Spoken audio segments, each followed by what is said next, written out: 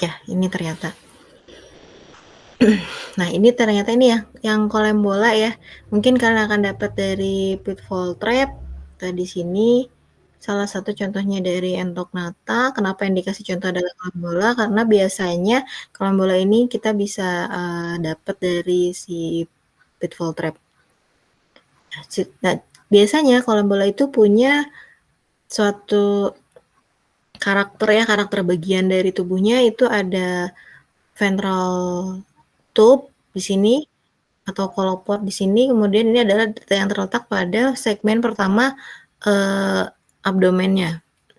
Kemudian juga kalau kalian pernah dengar istilah springtail atau ekor pegas, pernah dengar nggak hewan namanya ekor pegas atau springtail? Dia itu hidupnya di tanah, tapi kadang-kadang bisa ditemukan di batang pohon atau di batang-batang daun gitu.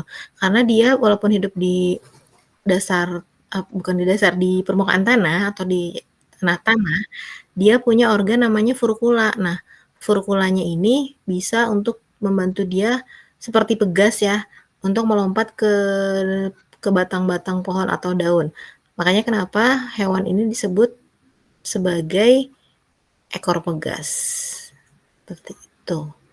Oke, jadi kalau misalnya nanti ada yang bilang ekor pegas, seperti apa, itu adalah si Kolembola ini. Jadi kalau misalnya nanti pitfall kalian dapat yang kecil-kecil gitu, bisa jadi dia adalah Kolembola ini gitu.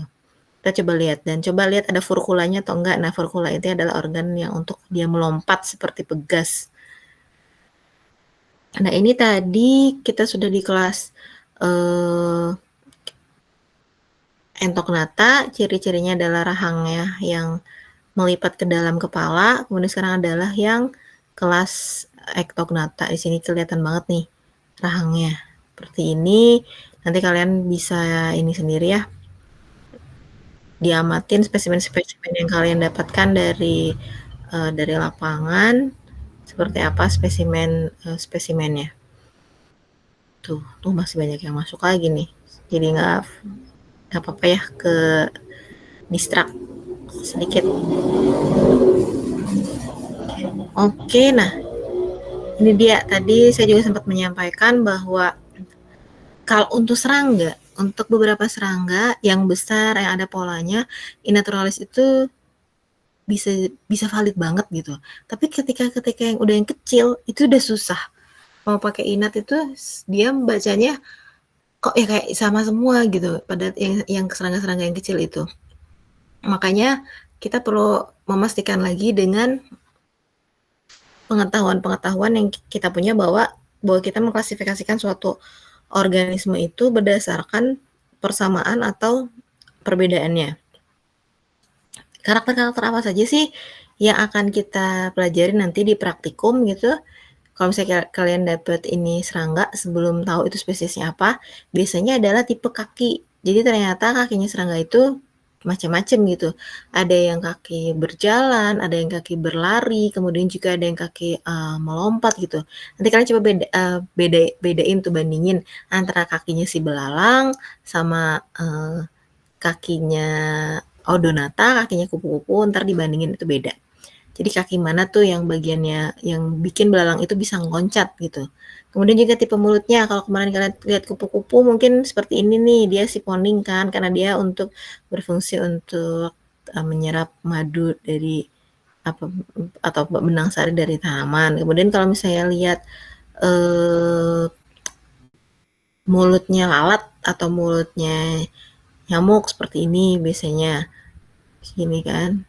Kemudian kalau lihat mulutnya belalang kayak gini kan, dia kayak untuk mengunyah daun-daun. Nanti kita juga bisa ini. Biasanya kalian butuh mikroskop atau loop untuk melihat tipe mulutnya ini. Nah, selanjutnya nanti akan dibedakan juga tipe-tipe sayapnya gitu.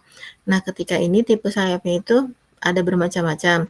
Kemudian yang sayapnya ini, kalau misalnya kalian Lepidoptera masih ingat kupu-kupu, kenapa harus memakai amplop spesimen? Karena tipe sayapnya itu adalah membranous scale yang mudah sekali rusak gitu kalau misalnya kita nggak amplopin gitu. Itu itu, lalu tipe-tipe antenanya. Jadi ternyata antena itu tidak hanya segaris saja, tetapi kalau misalnya kita lihat di bawah mikroskop binokuler ataupun pakai lup, bisa kelihatan tipe-tipe antenanya itu, apa saja. Itu ya, ini dari kelas dari film Arthropoda, kalian nanti pas praktikum akan dapet ya pengalaman barulah, serunya bagaimana mengkarakterisasi, kemudian juga, mengidentifikasi gitu. Nih coba kita ulang sebentar di sini, cuman gambarnya aja sih. Bahan kuliah saya yang di biologi, ya ini hexapoda, kemudian ini pembagian klasifikasinya ya, dari film, kemudian filmnya Arthropoda, subfilmnya hexapoda, kelasnya ada entognata, ada ectognata, kemudian ini pembagian ordo-ordonya yang tadi kita pelajarin, kemudian juga subkelasnya ada pterygota itu artinya sayap, yang apterygota itu nggak punya sayap, kemudian yang pterygota itu punya sayap. Nah ini ordo-ordonya nih, ini ordonya kupu-kupu, ordonya capung, ordonya belalang, ordonya kumbang-kumbangan, ini juga kumbang-kumbang, ini semut, kemudian ini yang lalat sama nyamuk. Kita lihat di sini perbandingannya. Tadi kita udah bahas tentang entognata bagian mulutnya ini ya. Oke. Bagian mulutnya terbungkus, rahangnya terbungkus ke dalam. Nah, kalian kalau misalnya melihat bayangannya nih. Nah, ini ya. Kan ini nggak terlalu kelihatan lah maksila sama mandibulanya. Ini juga beda kalau misalnya kita bandingin sama ectognata. Kelihatan banget kan ini? Ada maksilanya, kemudian di bagian bawah ada mandibulanya. Ini juga ada kelihatan banget lah bahwa ini adalah tipe-tipe yang mulut-mulutnya itu nggak dilengkupin kepala. Beda sama yang kolembola ini, seperti ini.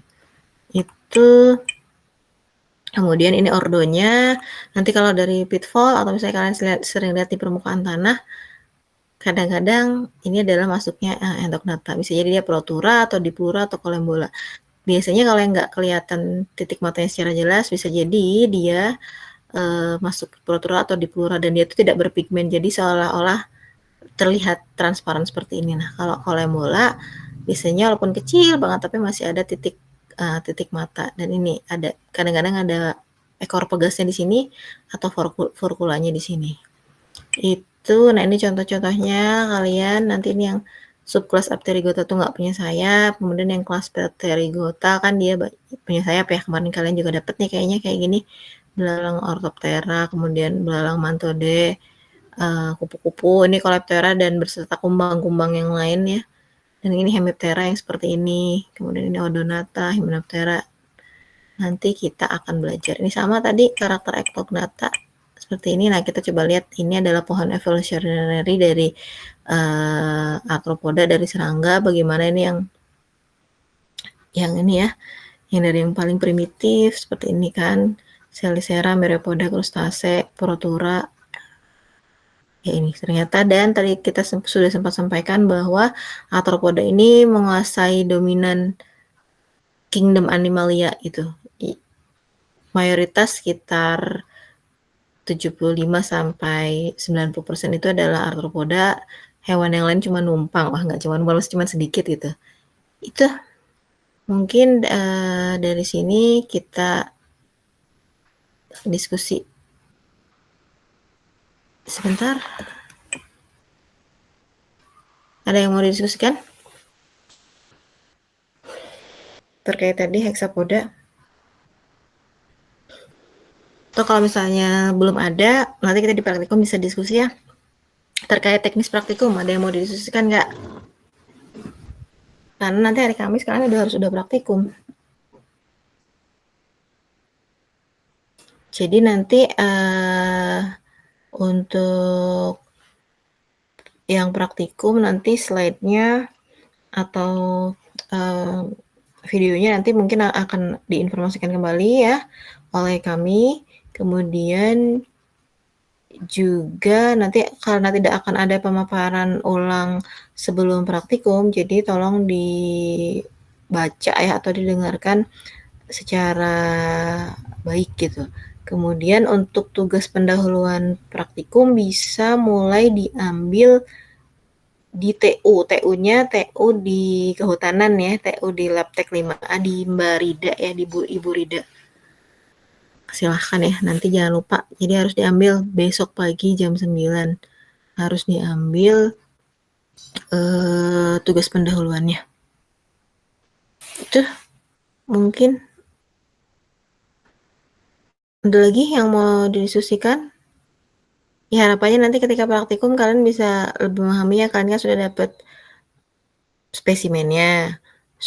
spesimennya, kemudian nanti kita akan coba nih untuk, karena kita sudah punya spesimen, supaya kalian lebih memahami spesimennya itu dan lebih menjiwai ya setidaknya itu spesimen yang kalian tangkap, spesimen yang kalian preservasi, kemudian nanti spesimen yang akan kalian identifikasi juga gitu.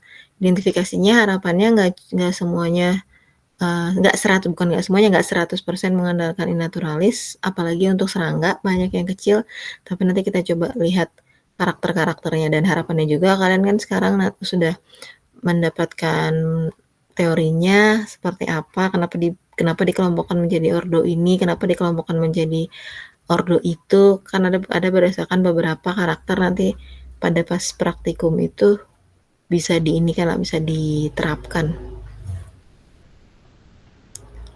Gitu, ada yang mau didiskusikan? Waktunya masih ada loh, kalau nggak nanti saya nanya balik. Ibu mau bertanya, Iya sih. kalau PPT punya Ibu apakah akan dikirim? PPT, oh yang saya?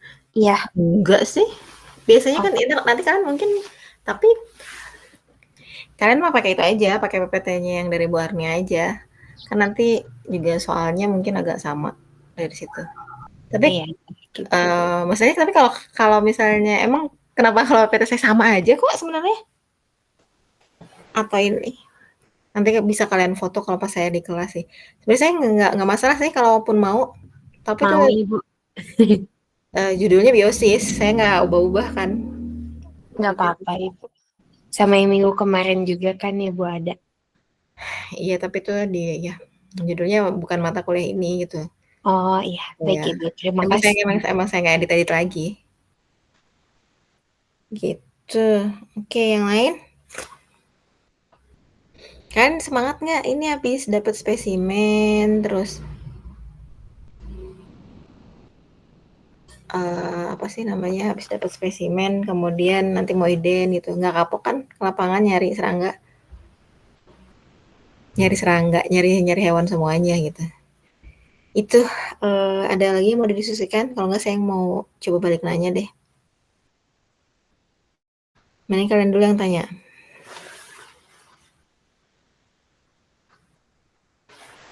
Terus saya aja deh, biar saya mau ngecek.